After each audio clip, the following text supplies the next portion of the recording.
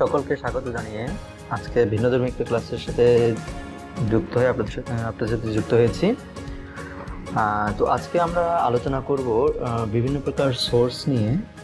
তো এখানে দেখতে পাচ্ছি আমরা দুই ধরনের সোর্স আছে, একটা হচ্ছে ডিপেন্ডেন্ট সোর্স আর একটা হচ্ছে ইন্ডিপেন্ডেন্ট সোর্স। তো ইন্ডিপেন্ডেন্ট সোর্স হচ্ছে এগুলি স্বাধীন সোর্স, অর্থাৎ এগুলো অন্য কোনো মানের উপর ডিপেন্ডেন্ট নয়, অর্থাৎ নির্ভরশীল নয়। কিন্তু কিছু কিছু সোর্স আছে সেগুলি বিভিন্ন মানের উপরে নির্ভরশীল। তো আমরা এখানে স্বাধীন সোর্স তিন ধরনের দেখতে পাচ্ছি। একটি হচ্ছে ফিক্সড, একটা কনস্ট্যান্ট ডিসি ভোল্টেজ সোর্স, আর এটিও কনস্ট্যান্ট ডিসি ভোল্টেজ সোর্স, কিন্তু এটি সময়ের উপর কি হয় নির্ভরশীল, অর্থাৎ সময় উপর ডিপেন্ড করে এটা কি হয় বিভিন্ন মান প্রদান করে। যেমন একটি এটা একটি কনস্ট্যান্ট ডিসি ভোল্টেজ সোর্স, কিন্তু যদি সেটা টাইম ভ্যারিং এর সাপেক্ষে হয়, যেমন এটার মান হচ্ছে 12 ভোল্ট যদি হয়, সেটা হচ্ছে constant DC voltage source. But যদি এরকম হয় 12 sine omega t plus theta, তাহলে থিটার মানের উপর ডিপেন্ড করে কি হচ্ছে, এটা সময়টার উপর ভ্যারি করে এই মানটা সম্পূর্ণ চেঞ্জ হয়ে যাচ্ছে। তো সেগুলো আমরা ডিটেলস এসি সার্কিটে দেখব। তো আরেকটা হচ্ছে কারেন্ট সোর্স। তো কারেন্ট সোর্সটা এটা হচ্ছে কনস্ট্যান্ট কারেন্ট সোর্স। পরবর্তী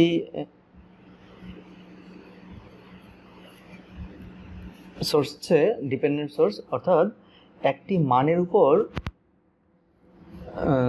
নির্ভর করে একটি নির্দিষ্ট মানের উপর নির্ভর করে এই সকল সোর্স সমূহ কাজ করে। যেমন এটা কারেন্ট ডিপেন্ডেন্ট ভোল্টেজ সোর্স। এ ধরনের সোর্স চার প্রকার। একটা হচ্ছে current dependent voltage source, current dependent current source, voltage dependent voltage source, voltage dependent current source. তাহলে কারেন্ট ডিপেন্ডেন্ট তার হচ্ছে কিসের উপর নির্ভর করছে? কারেন্ট উপর নির্ভর করছে। কি সোর্স? এটা ভোল্টেজ সোর্স, এটা হচ্ছে ভোল্টেজ সোর্স। কারেন্ট ডিপেন্ডেন্ট হচ্ছে যে কোনো একটা রাশির উপর সে কি করছে, নির্ভর করছে। কি রাশি? একটা কারেন্টের উপর নির্ভর করে, সেটা কি সোর্স? Current source. আবার ভোল্টেজ ডিপেন্ডেন্ট, এটা হচ্ছে ভোল্টেজ ডিপেন্ডেন্ট, নির্ভরশীল হচ্ছে ভোল্টেজের উপরে। কি সোর্স? Voltage source. আবার ভোল্টেজ ডিপেন্ডেন্ট কি সোর্স? Current source. তাহলে এগুলা ফাংশন রিলেটেড ম্যাথ আমরা করলে ডিটেলস জানতে পারবো আর কি। এখানে দেখতে পাচ্ছি একটি এক্সাম্পল দেওয়া আছে, এক্সাম্পল 15 টাইপ 4 এর। এখানে দেখতে পাচ্ছি এখানে একটি ভোল্টেজ ডিপেন্ডেন্ট ভোল্টেজ সোর্স দেওয়া আছে। তাহলে এই ভোল্টেজটা কার উপর ডিপেন্ড? দেখা যাচ্ছে এই 10 ওহম রোধের আড়াআড়িতে ভোল্টেজের উপরে ডিপেন্ড করে সেটা কাজ করছে। তাহলে আমাদের বের করতে হবে ভিএক্স সমান কত এবং এই ভি নট সমান কত। তা আমরা কেভিএল, কারশফস ভোল্টেজ ল, কেভিএল ফেলে আমরা এটা সলভ করতে পারি। যদি আমরা এখন কেভিএল ফেলি, আমরা সবসময় বের হওয়ার চিহ্ন নিব, অথবা মানে প্রবেশের চিহ্ন তো বের হওয়ার জন্য যে কোনো একটা নিতে পারি। তাহলে যদি আমরা একটা লুপ চালাই, তাহলে এটা বের হচ্ছে না plus 70 volt minus VX minus 2 VX plus V naught equals to 0। তাহলে আমি বলতে পারি মাইনাস 3 ভিএক্স সমান 70। যদি এটা ওই পাশে চলে যায় তাহলে মাইনাসে উঠে যাবে 70 প্লাস ভি নট। সুতরাং ভিএক্স সমান কত আসবে? 70 প্লাস ভি নট বাই 3। এটাকে আমরা 1 নম্বর সমীকরণ দিলাম। এখন ভিএক্স সমান কি বলতে পারি? ভিএক্স সমান I ইন্টু 10 এবং ভি নট সমান কি বলতে পারি? ভি নট সমান I ইন্টু 5। তাহলে এখানে আমরা যদি এই ভিএক্স এর ভ্যালুটা এখানে, বা আই সমান কি বলতে পারি, আই সমান v0/5। তাহলে এই আই এর ভ্যালুটা আমরা কোথায় বসাবো, এই 2 নম্বর সমীকরণে বসাই। তাহলে 2 নম্বর সমীকরণ যদি বসাই তাহলে কত আসবে, vx equals to v0/5 into 10। তাহলে বলা যেতে পারে 2 v0, vx সমান 2 v0। আমরা একটা ভ্যালু পেয়ে গেলাম। তাহলে এই ভ্যালুটা আমরা 1 নম্বর সমীকরণে বসাবো। তাহলে এই ভ্যালুটা যদি আমরা 1 নম্বর সমীকরণে বসাই তাহলে vx এর জায়গায় আমরা 2 v0 বসাবো, 70 plus v0/3, 6 v0 equals to 70 plus. সুতরাং এই v0টা এই পাশে আসলে 5 v0 equals to 70, সুতরাং v0 equals to 14 ভোল্ট। একটা আনসার পেয়ে গেলাম। এখন এই v0 এর ভ্যালুটা যদি আমরা এই 3 নম্বর সমীকরণে বসাই তাহলে আমরা কি পেয়ে যাব, vx এর। সুতরাং vx সমান কি বলতে পারি, vx সমান 2 into v0 সমান 2 into 14 সমান 28 ভোল্ট। তো আজকে আমরা নতুন একটি মেথড নিয়ে আলোচনা করব। তো এই মেথডটি আলোচনার পূর্বে আমরা 3 ধরনের গ্রাউন্ড সম্বন্ধে জানব। তো যদিও আগে আসলে আমরা এক গ্রাউন্ড মানে বুঝতাম জাস্ট একটা সিম্পলি গ্রাউন্ড, অর্থাৎ যার মান 0 ভোল্ট। কিন্তু আমরা আজকে 3 ধরনের গ্রাউন্ড সম্বন্ধে জানব। তো এইটাকে বলা হয় কমন গ্রাউন্ড, আর এই গ্রাউন্ডটাকে বলা হয়, এটাই হচ্ছে পিওর গ্রাউন্ড, অ্যান্ড এটা হচ্ছে চেসিস গ্রাউন্ড। ঠিক আছে? তো এই আজকে আমাদের যে নতুন মেথড সেটার নাম হচ্ছে নোডাল অ্যানালাইসিস। তো নোডাল অ্যানালাইসিসটা খুবই গুরুত্বপূর্ণ আমাদের ডিসি সার্কিটে, এবং বুয়েটে যে সকল জব প্রিপারেশনের পরীক্ষা হয় ম্যাক্সিমাম প্রশ্ন নোডাল অ্যানালাইসিস থেকে দেওয়া হয়। এমনকি এই নোডাল অ্যানালাইসিসটা বিভিন্ন ক্ষেত্রে আমাদের কাজে লাগে, বিশেষ করে অপএমের ম্যাথগুলো সলিউশন করার জন্য এই নোডাল অ্যানালাইসিসটা খুবই গুরুত্বপূর্ণ। তা আসুন আমরা নোডাল অ্যানালাইসিসটা সম্বন্ধে আজকে ডিটেলস শিখি। তো নোডাল অ্যানালাইসিস একটা অ্যানালাইসিসের ম্যাথগুলো সলভ করার জন্য প্রথমে আমাদের একটা রেফারেন্স নোড বিবেচনা করতে হবে। প্রথমে আমাদের কি করতে হবে, একটা রেফারেন্স নোড বিবেচনা করতে হবে। অর্থাৎ একটা রেফারেন্স পয়েন্ট থেকে আমাদের ওই নোডের কেসিএল অ্যাপ্লাই করতে হবে। এরপরে আপনার নিজের ইচ্ছা মতো ডিরেকশন দিয়ে দিতে হবে, ডিরেকশন দিয়ে দিবেন। এর পরবর্তীতে নোড চিহ্নিত করে এরপরে ওই সকল নোডে কেসিএল অ্যাপ্লাই করবেন। অর্থাৎ নোডে আগত কারেন্ট এবং নির্গত কারেন্ট, আগত কারেন্ট সমান নির্গত কারেন্ট দিয়ে কেসিএল অ্যাপ্লাই করলেই ফাইনালি 2টা অথবা 3টা ইকুয়েশন আসবে। সেই ইকুয়েশনগুলো সলভ করলেই আপনারা আপনাদের চাহিদা মতো দেখা যাচ্ছে ভোল্টেজ অথবা কারেন্ট পেয়ে যাবে। এখানে একটা এক্সাম্পল দেখতে পাচ্ছি। এই এক্সাম্পলে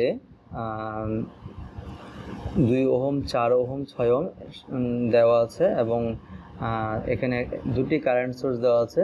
তো প্রথমে আমরা একটা গ্রাউন্ড বিবেচনা করে নিলাম, অর্থাৎ রেফারেন্স নোড বিবেচনা করে নিলাম, এবং এই নোডটাকে ধরলাম নাম্বার 1, 1 নম্বর নোড, এবং এটা হচ্ছে 2 নম্বর নোড।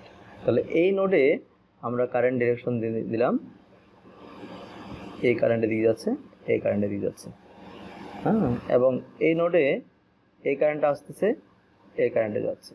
তাহলে দেখতে পাচ্ছি আমরা প্রথমে 1 নম্বর নোডে আমরা কেসিএল অ্যাপ্লাই করব। তাহলে অ্যাপ্লাই কেসিএল এট নোড 1। তাহলে 1 নম্বর নোডে যদি কেসিএল আমরা অ্যাপ্লাই করি তাহলে কেসিএলটা হচ্ছে কারশফস কারেন্ট ল। অর্থাৎ কোনো একটা নির্দিষ্ট নোডে আগত কারেন্ট সমান নির্গত কারেন্ট। তাহলে এখানে দেখছি এই নোডে এই কারেন্টটা আসতেছে এবং এই কারেন্টটা আসতেছে, আর কারেন্ট যাচ্ছে কোনটা, এটা। তাহলে আমরা বলতে পারি যদি এটা I1 হয়, এটা যদি I2 হয়, তাহলে এটা যদি I1, এটা যদি I2, এটা যদি I3 হয়, তাহলে আমরা বলতে পারি I1 plus 5 equals two I2। তাহলে আমরা I1টা কীভাবে পেতে পারি? I1টা সমান মনে রাখবো, এটা হচ্ছে পজিটিভ পেজ, এটা হচ্ছে নেগেটিভ পেজ, তার মানে এটা হচ্ছে হায়ার পটেনশিয়াল, এটা হচ্ছে লোয়ার পটেনশিয়াল। আমরা অন্য কোনো সিস্টেম খেয়াল রাখার দরকার নেই, higher potential positive, lower potential negative. তাহলে দেখছি আমরা এটা যদি আমরা এই I1 বের করতে চাই, আমরা I সমান কি, V ভাগ R, তাহলে voltage drop divide by R। তো এই পয়েন্ট, এখান থেকে আমরা এই পয়েন্ট পর্যন্ত ভোল্টেজ হিসাব করব। তাহলে ভোল্টেজ কি, 0 এবং যেহেতু এই নির্দিষ্ট পয়েন্টের ভোল্টেজ, তাহলে এই ভোল্টেজে আমাদের এই তীর চিহ্নের মাথা আমাদের আসতেছে, তার মানে এটা কি নেগেটিভ এজ, অর্থাৎ লোয়ার পটেনশিয়াল। তাহলে V1টা হচ্ছে lower potential, 0 minus V1 divide by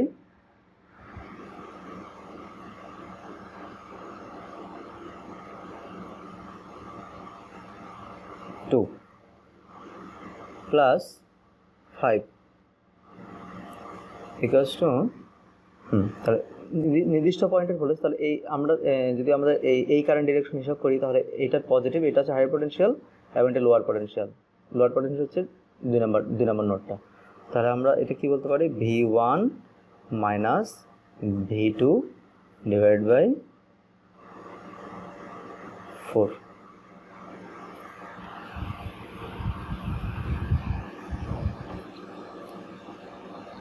তাহলে এখানে minus V1 by 2 plus 5 minus V1 by 4 plus V2 by 4। যদি এটাকে বেশি নিয়ে আসে তাহলে মাইনাস হবে, এটাকে নিয়ে আসলে বেশি প্লাস হবে, ইকুয়াল টু 0, বা minus 2 inverse minus 4 inverse minus 3/4 V1 plus V2 by 4 equals to minus 5। এটা আমরা 1 নম্বর ইকুয়েশন পেলাম,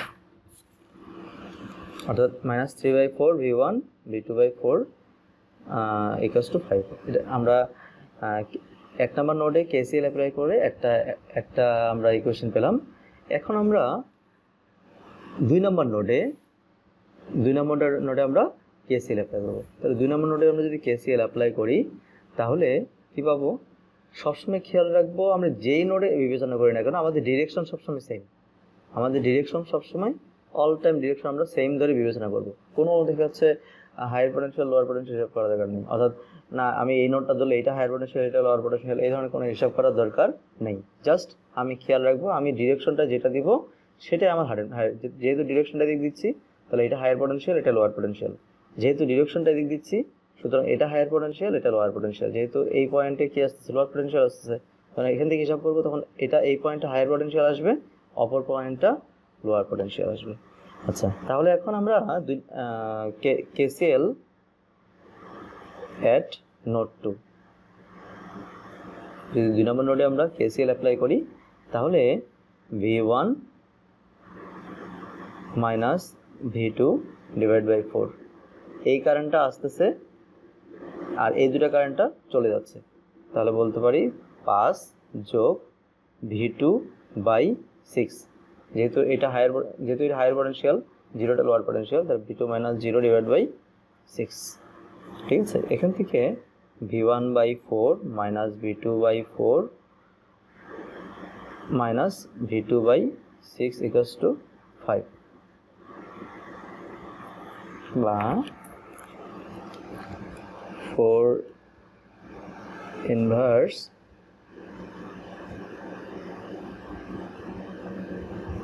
মাইনাস 6 ইনভার্স, অর্থাৎ V1/12 minus V2/4 equals to 5। 2 নম্বর সমীকরণ। তাহলে 1 নম্বর আর 2 নম্বর যদি আমরা সলভ করি, তাহলে সলভ করার সিস্টেম হচ্ছে আমরা মোডে যাব, মোডে গিয়ে ইকুয়েশন ফার্স্ট চাপবো, এক চাপলে আমরা এখন মানগুলো পুট করবো। তাহলে মাইনাস 3/4, V2 হচ্ছে 4 ইনভার্স ইকুয়ালস টু -5, আর এই পাশের ভ্যালু হচ্ছে 12 inverse minus 4 inverse equals to 5। তাহলে V1 এর মান 0, V2 এর মান -20। সুতরাং আমরা বলতে পারি V1 equals to 0 volt and V2 equals to হচ্ছে -20 ভোল্ট। তো এখানে বের করতে বলা হয়েছে calculate the node voltage V1 A V2। তাহলে V1 এর মান 0 ভোল্ট এবং V2 এর মান -20 ভোল্ট, এটা আনসার।